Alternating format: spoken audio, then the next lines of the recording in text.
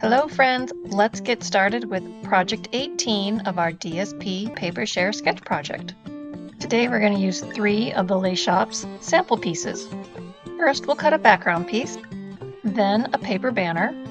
Next we need a focal image and an embellishment. These are the pieces we'll collect from our 3 different samples. Here's our sentiment for today. After I stamped in navy blue ink, I die cut it with the coordinating dies. So here's all the parts and pieces we're going to use to put the card together today. Start by adding the background DSP. Add mono adhesive to the back of the panel. Then just flip it and add it to the front of your card. Line up your edges.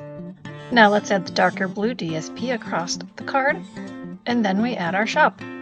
With dimensionals, we can add our sentiment and our flower pot. And look at that, it's all put together. I like the way this one came out. You can see more quick sketches in my playlist. The mini tutorial email link is below. Sign up today. Remember to subscribe here on YouTube and subscribe to my newsletter. Don't miss out on anything. Thanks everybody. We'll craft again soon.